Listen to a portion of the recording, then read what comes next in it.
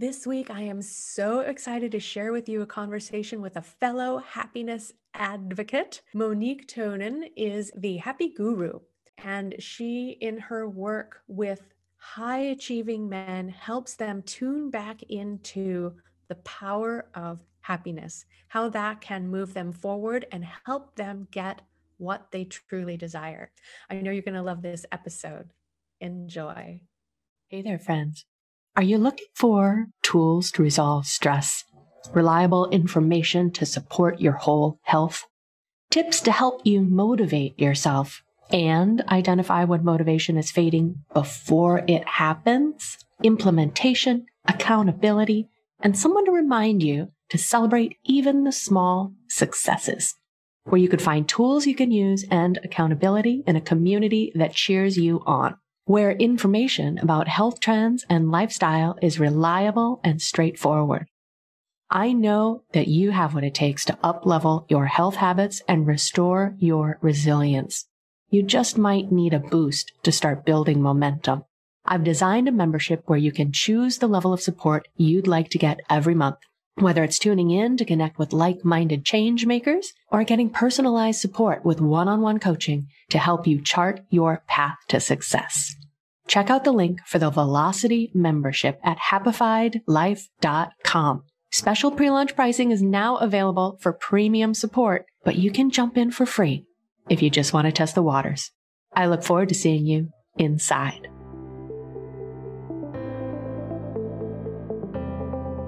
Living in a stressful world doesn't mean you have to give up on happiness.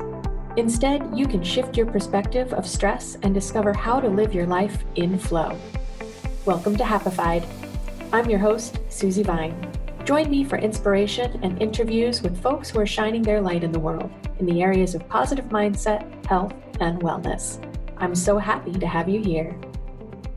Welcome back. I am so excited this week to introduce you all to the Happy Guru.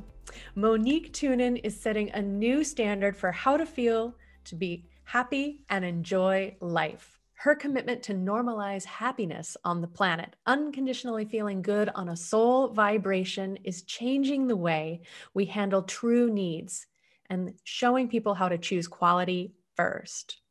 As a founder and CEO at HappiGuru International, she specializes in helping ambitious men in technical-driven industry fields to integrate happiness with their business using the FUN formula: personal, tailored one-on-one coaching, virtual and intimate nature retreats at Victoria Waterfalls and in the Cook Islands.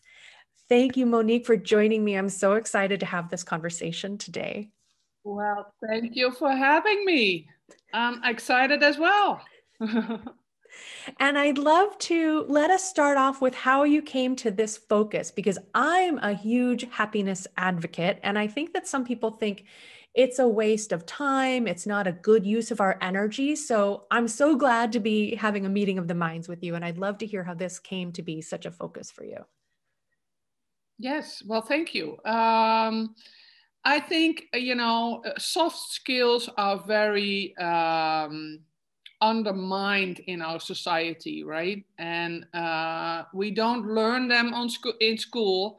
Nobody teaches us how to establish good relationships, how to, we are thrown into life. They ask us to be logical, right? Because the more logical you are, the more benefits you have in this society.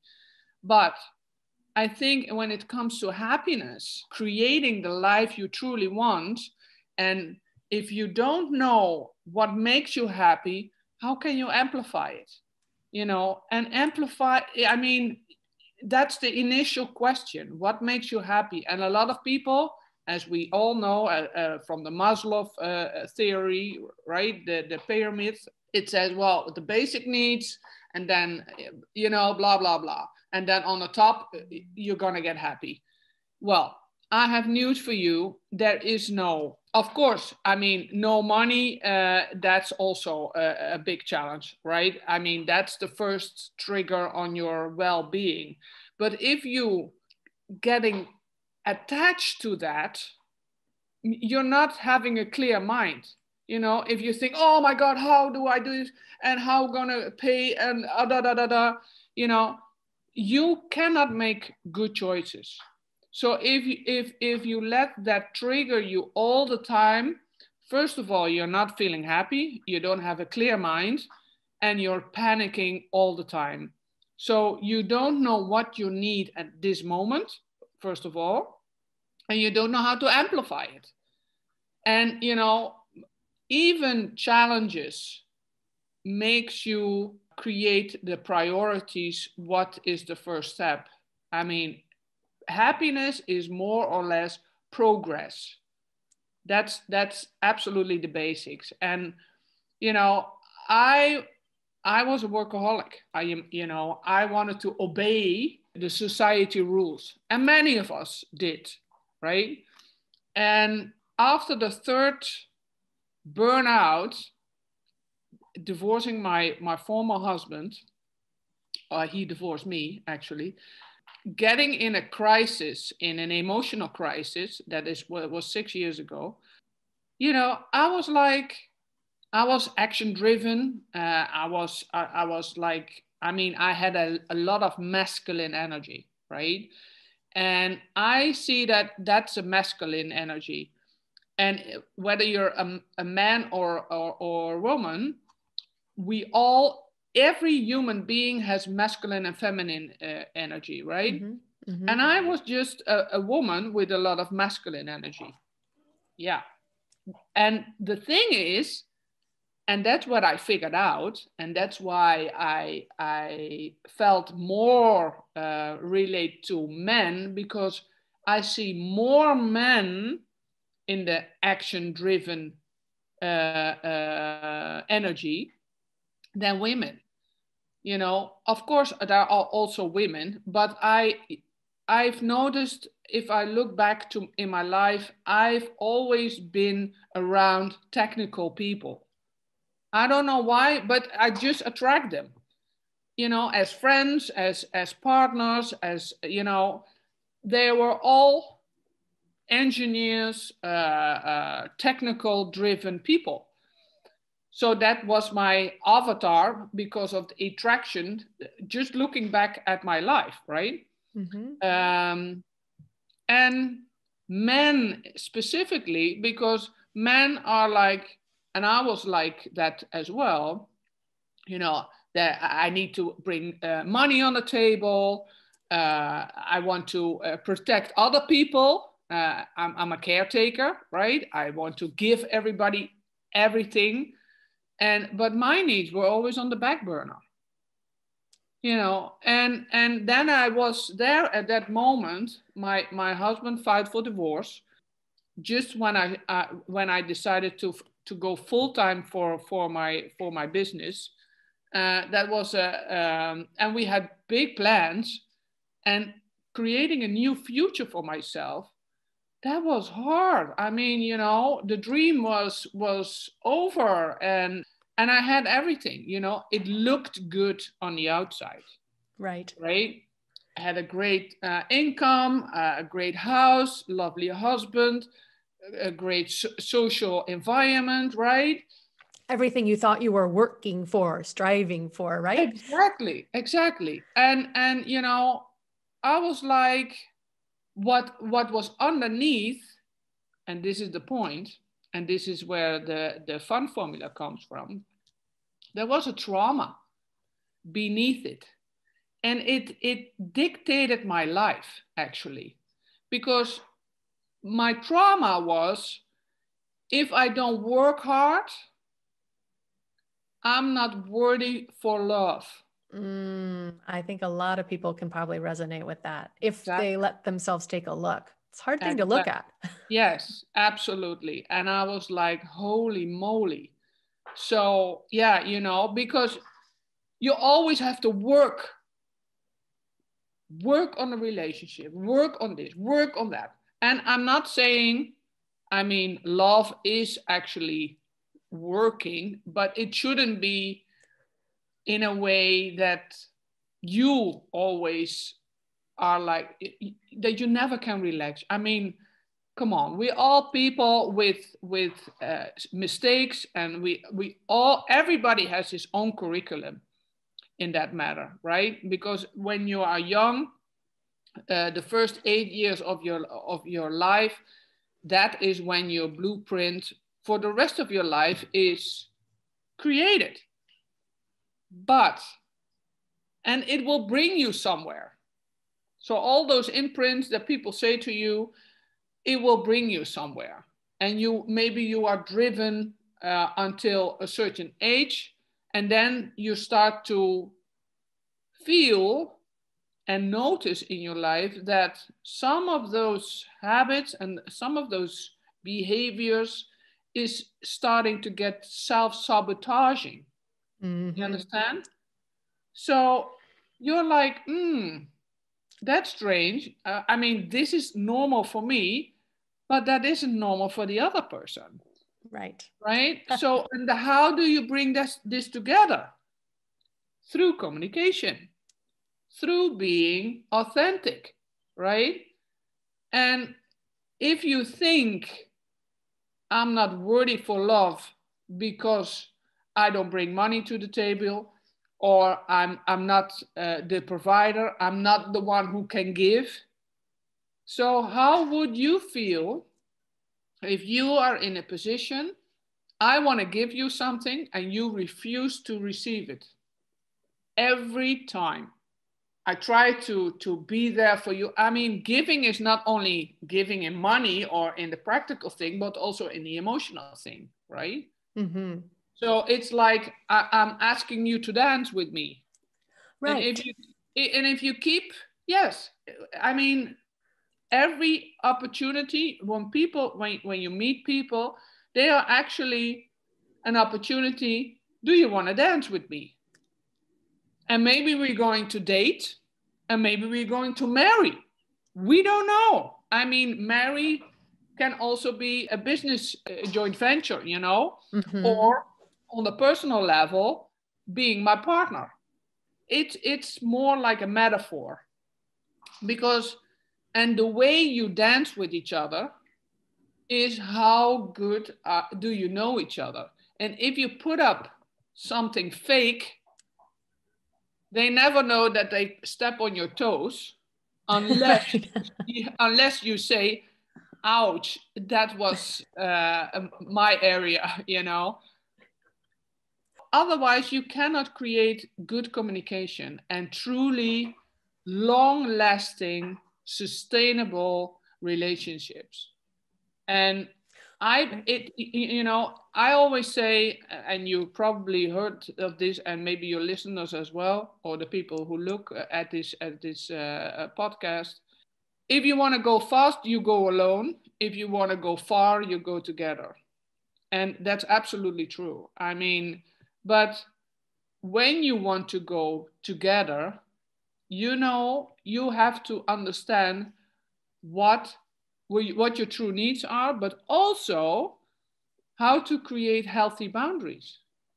Because the other person doesn't know where is it stop, or where does the other person hurt you. Exactly, unless you can tell them.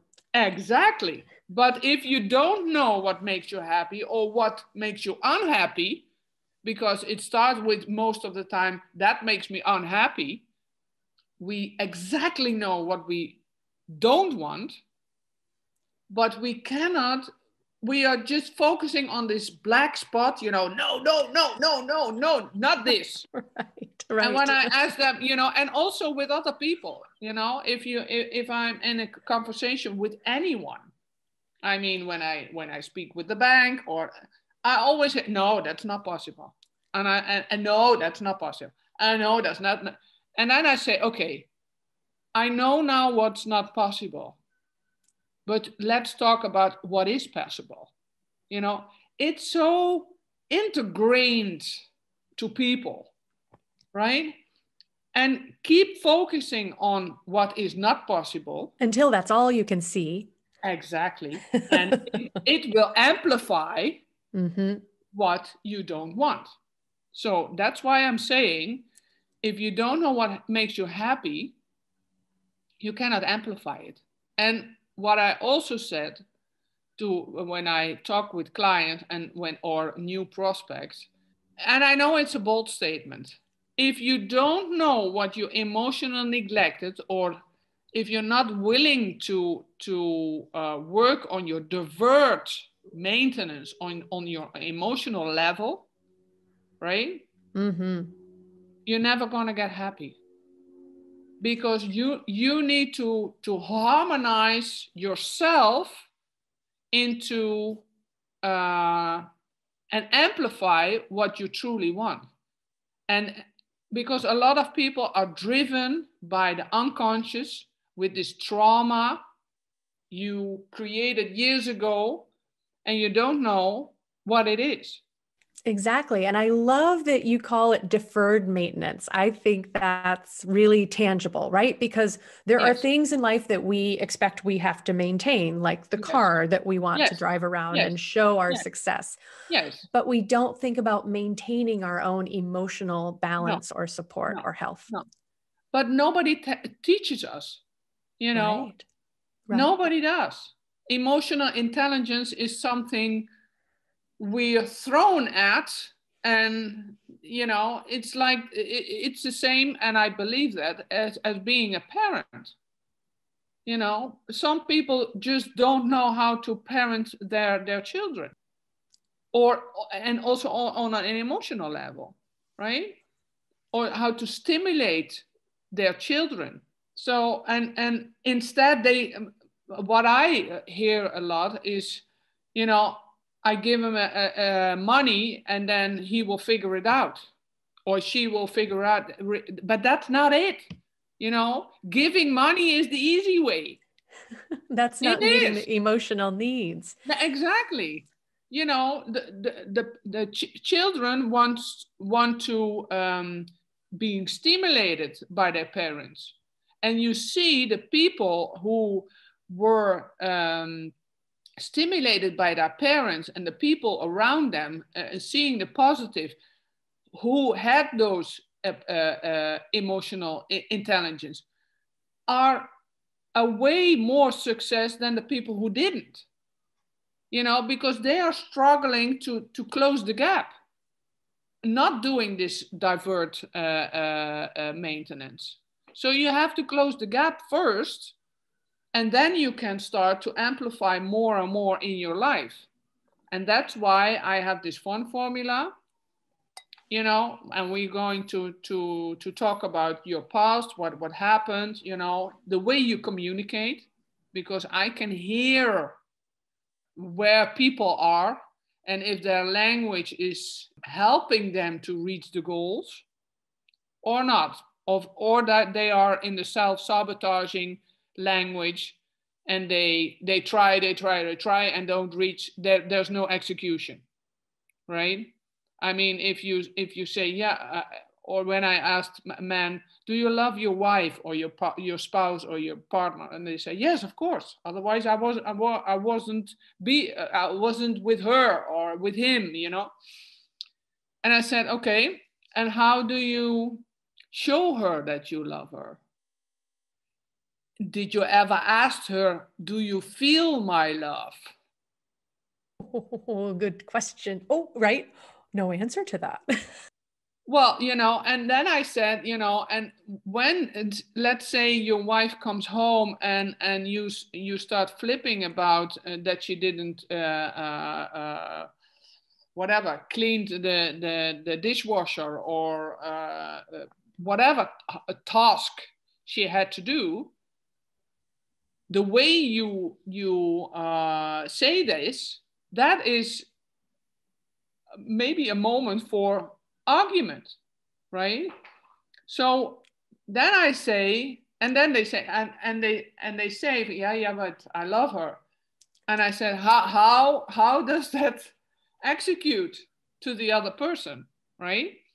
So what I'm trying to say is, all the beliefs that people are having, or convictions, when they grow up, is all part of this blueprint, right? And yeah, if people are not aware of this emotional neglect, and that's a bold statement, I know, you're never going to get happy, because happiness is all about feeling good about yourself, being healthy. And being healthy, I mean like physical health, but also emotional health. If your body is healthy, but you're a mess on an emotional level, you're not healthy, right? So, and nobody is going to say, you need to take care of yourself. Only, well, maybe your mother or your father, if you have a good relationship, right? Right. But nobody else is going to say this to you.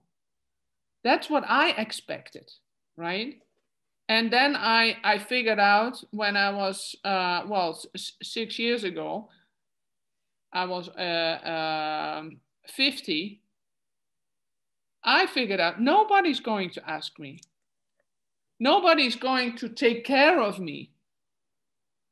And that, I was always, if someone cares about you, they give you space. No, they don't.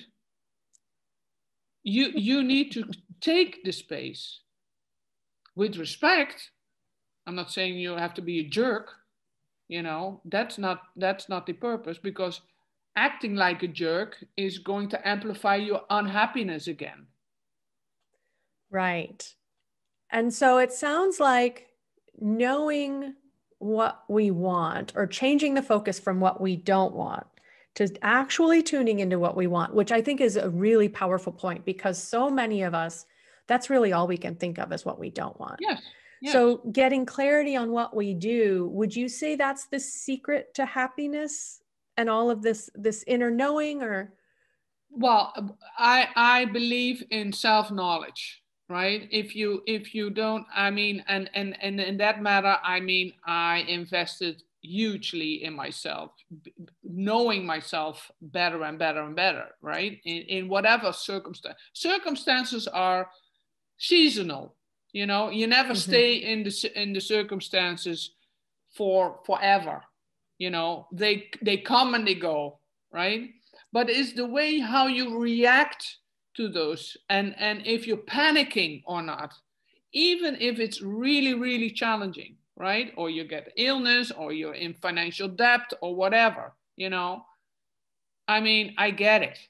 It's hard, but if you don't know how to be effective, that's a skill. That's a skill, knowing what you need.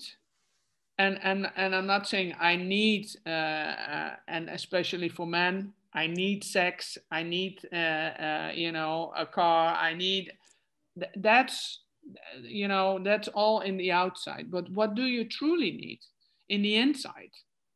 It can be such a small thing to say, don't interrupt my if I talk to you. Just allowing to say that to your partner, right? For some people, that's huge. Or they build an image like, I'm the strong guy. I'm always, I will always protect you, and I will always bring money on the table. You can rely on me. And men grow up with this image that they can't cry, they have to be strong, they have to be the protector, they have to be the provider. But if men, when men, and also women, of course, you are responsible for your own happiness. And when you are happy, this ripple effect will create your environment, right? Because you have the good energy. And people say, wow, you're so amazing. I mean, you have such a good vibe, Yeah, duh, because you know how to keep yourself happy, and you put healthy boundaries.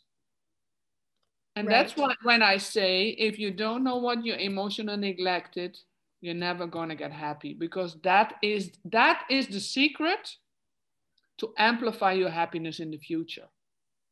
It's not about shiny objects. It's not about having such a X amount on the bank, because your feeling isn't for sale. It is. It's about knowing yourself, knowing how to ask for help, creating healthy boundaries, be respectful, how to communicate, not feeling triggered, right? How do you cope with triggers when somebody says to you, you're a jerk or you're whatever? How do you respond to that? Especially if that's triggering some emotional neglect that you haven't taken the time to take a look at. Exactly. No, those are the ones people talk with me about, because if you can reduce it and have the bigger picture and understanding where it comes from and how to release it out of your life, that's a huge revelation. Right? That is a powerful revelation. Absolutely. Absolutely. Let it go. Yeah, but how, or recently I wrote a blog about rise above it. It's the same, but how, how do you do that? And a lot of people are afraid to be bold because, maybe they think I'm arrogant. Yeah, so what? Right? If you're in the gutter, nobody says, oh, she's such a nice person. Nobody's going to say that. You need to take care of yourself. Always. Nobody's going to help you. Nobody. The only one who can help you is yourself. Yes, I think that's such an important point because I think people believe, if they give on their priority of taking care of themselves, other things come up, work demands, taking care of the family. Yes. And there's not enough time in the day. There's not enough bandwidth. And so they let themselves not be a priority without recognizing that you can't pour from an empty cup. You have to maintain this priority of your own well-being. Yes. Yeah. And often I was having a third burnout. My divorce is, a divorce is horrible. From an emotional aspect, whether you are initiative or not, that's not the point, because for both parties it's horrible. But and that point, and that made me creating my business as it is today. I was like, I cannot listen to my head anymore. I can only listen to my heart. And that, for a head person, I was very analytical, and I was like, no, structure, and now I'm like, if I feel that I am into this rational mode, I take 3 steps back. I go to the beach, I take distance. And then often after 1 or 2 days, I come with an answer or a solution. Because I let sink in the information, feel it in my body, and then take the next step. And then feeling happy about this progress. Right. Giving yourself the space to recognize that you've made progress. And I think that's a trap that a lot of people fall into. Thank you for that point, that we try to outthink ourselves. Yes. If something isn't working, we try to think on a solution without giving ourselves the space to tune in and say, what would make us happy? Yes. So how do we switch from that doing more and making ourselves busy in order to be successful or find a solution? How do we get out of that trap? Yeah, well, that was a big challenge for me, because that was my first challenge, to be honest. I felt restless. Doing nothing was like, what do I do? What do I do? It's the same. 15 years ago, I stopped smoking. It is an addiction. And that's what I say. I was a workaholic. I had this habit. I created this this behavior. And for me, it was, that was my first thought, how to be lazy, you know? And in the beginning, I was like, oh my God, no, right? I was like, people can say about me anything, but not being lazy, you know? I was a busy bee, you know? I was just the opposite. And now I say to people, how to be a lazy bee at the right time. I mean, if you say how to be a lazy bee, people think, oh, I'm in whatever country, smoke weed, have a beer, you know, doing nothing on the beach. You know, that's not what I mean. I'm talking about, well, the metaphor for the foundation of my business is the Melipona bee. And the Melipona bee is a bee. She lives in a how do you say it? In a special area in Mexico, and she is very picky which flower she's picking to make her honey, right?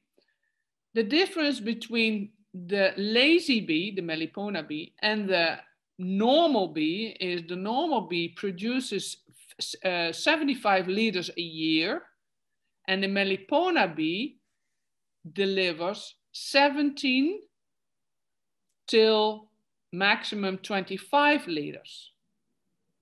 But I don't know if you ever tried a Melipona honey. If you put one, I bought it in Mexico, and when I put one drop on my tongue, and you close your eyes, you taste this sea of different flowers. Honestly, it is a great experience. And well, try normal honey. Yeah, it tastes sweet, but you know, it's not special. And that is exactly what I teach people, you know. Understand how you understand when you need to be lazy. But that is depending on what you emotional neglected.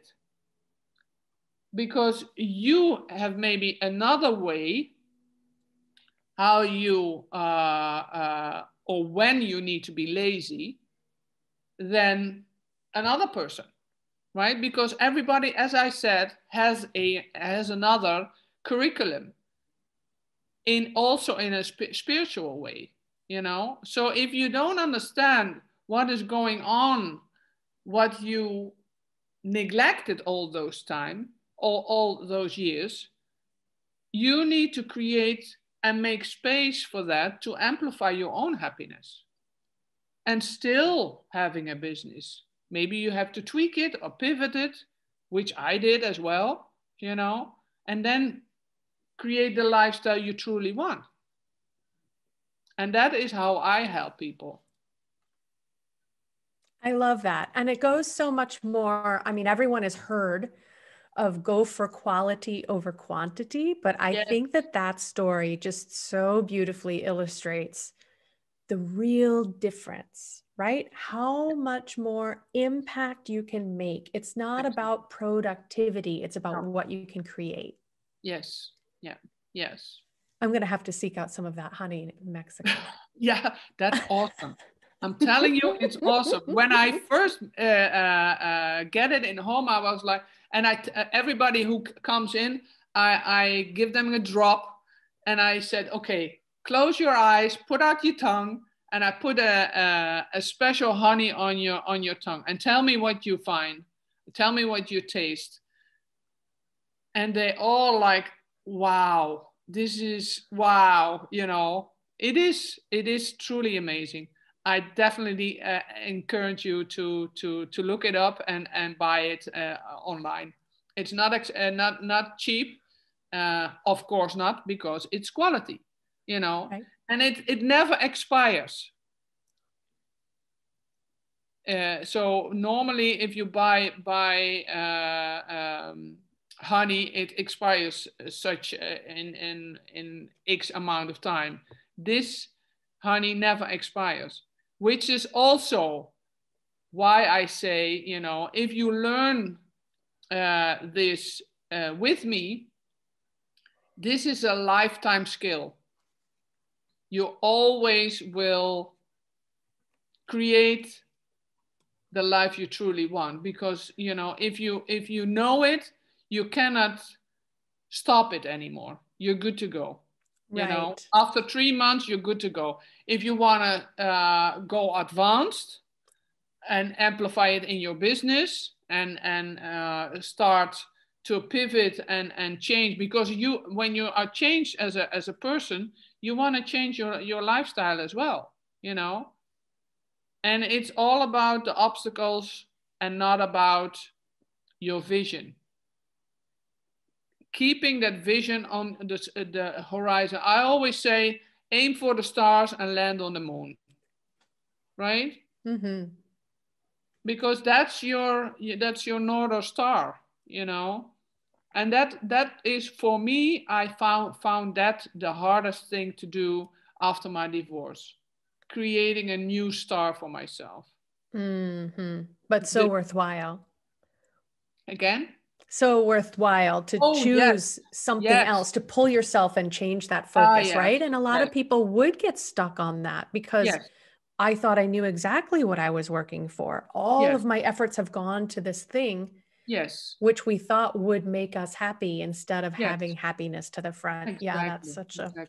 The way that our mindset, I say the same thing about having a new perspective. As you just said, once you have this recognition, you don't have to keep learning it. We might need a reminder because life comes up and other things pull our focus away.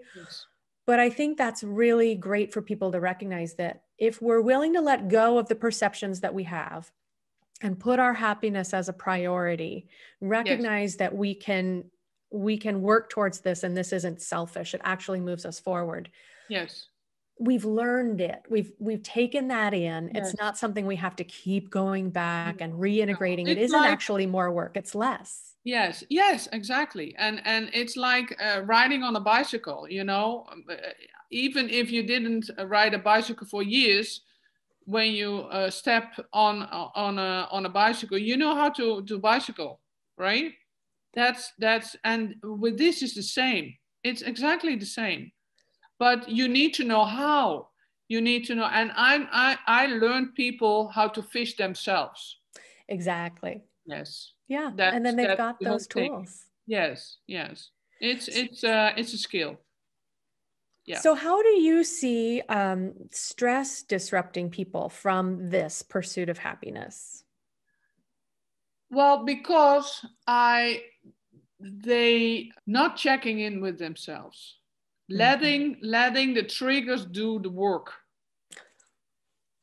That's the only thing, because, you know, your life is filled with triggers, and it's the same. How do you respond to it? You know, and what do you learn from it? I mean, if you create a response, or a certain response, or also every time the same response, and you don't get the execution you want, you can say, okay, that's an asshole, you know, but you could also say, okay, what can I learn from this? And how could I do it the next time better? And of course, there are assholes in the world.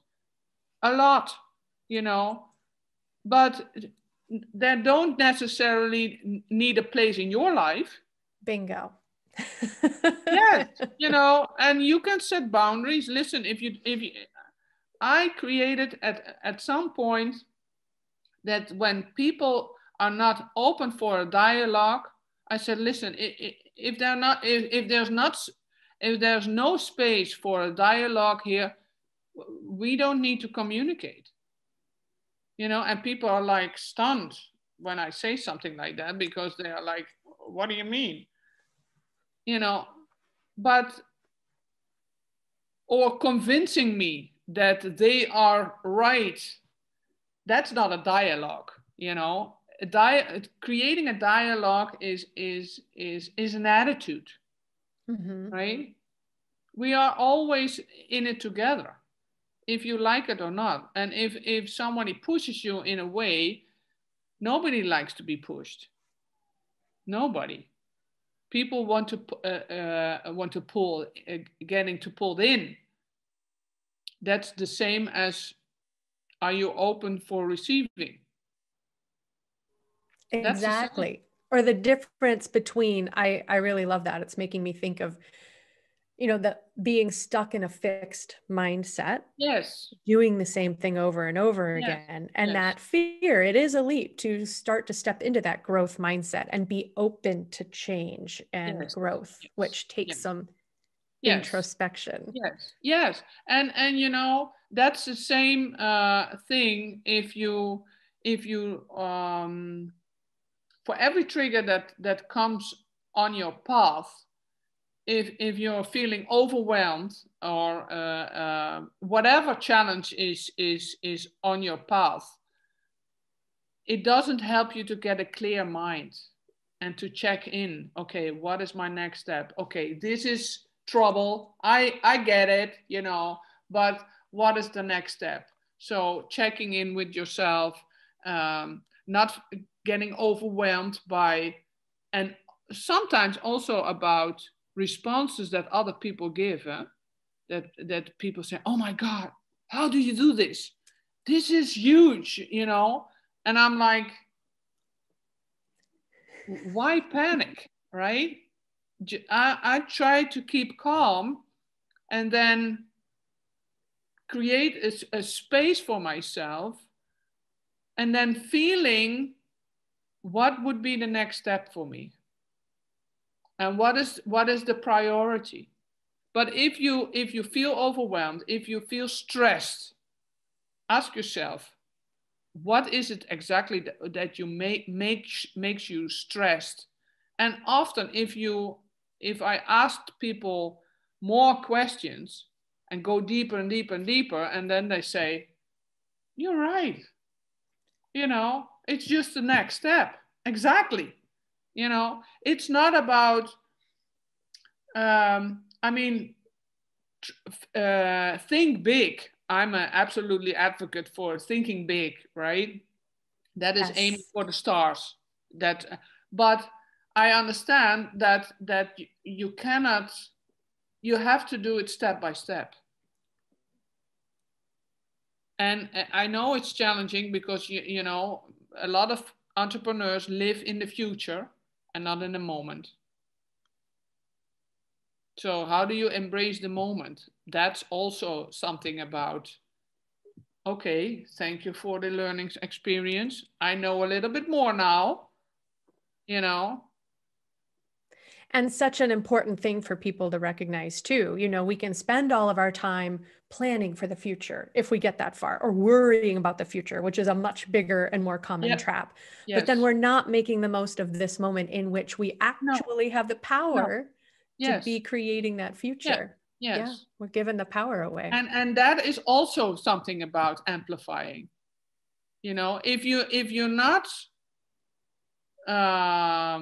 able to establish your own clear mind, or the stress that you may be experiencing.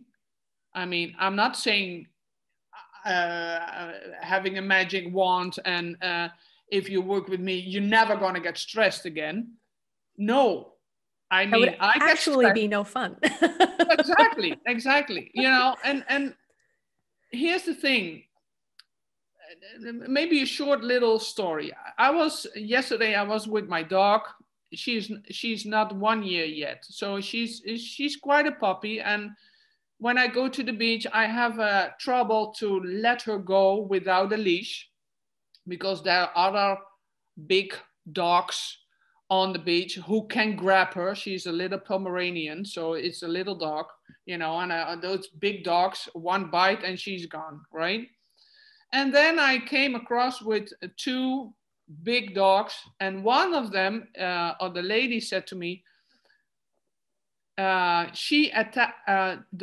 dog attacks the little one, my dog, because she is on a leash. And I know that, you know, dogs arrange this boundary thing by herself, together, right? So I said, well, does she obey? I said, no, not really. You know, I'm a little bit afraid to let her go off the leash. Me, as an owner. Mm-hmm. And I said, well, you got a point. I know that the leader of the pack will reveal itself, you know, and I let her go. And the dog was attacking her.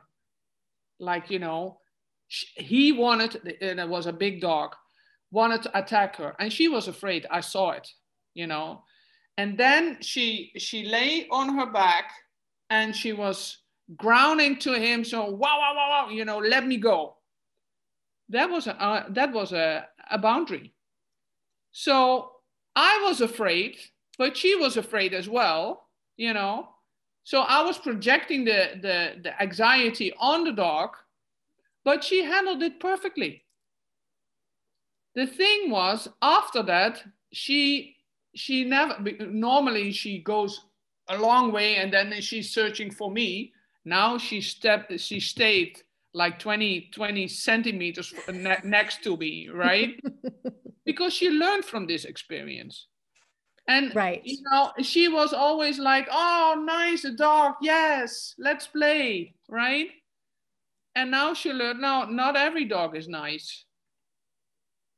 And she learned how to hold her boundaries.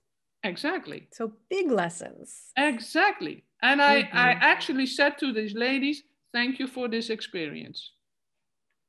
Because now she obeys me. When I said, Spirit, that's her name, come here, joop, she's right next to me, right? Because she understands that I'm not going to protect her anymore. And she's going to have to protect herself, which she did. But I didn't give her the space. You know, I was like, I need to be the provider, the protector. There you go, you know. Mm-hmm. And it's the same with children. And it's the same with the people around you. I'm here, but you have to do it yourself. Yep. Oh, I love that. I love that. And it takes a little bit of work, but these are the lessons that we keep, that we always have then from that point forward. Yes, because if and that's also, I had last week a conversation with a guy. I said to him, you know, if you stay in this pattern of I'm the provider, I'm the protector, I'm the one who needs to be strong, then you say actually to your environment, you don't need to take care of me. I have everything okay. There's nothing you can do for me. Mm-hmm. I have my act together, right? How open are you for receiving anything? That's a powerful point. I don't need you, I've got it. Yes, and not only that, but you keep other people around you small. Just like I don't allow Spirit, like yesterday, to get stronger and defend herself. You know, of course she was looking at me for, help me. But she did it perfectly, you know. And this is how you stimulate other people to take their own responsibility. Also with your spouse, also with your children, because you want them that they don't need you anymore in the long term.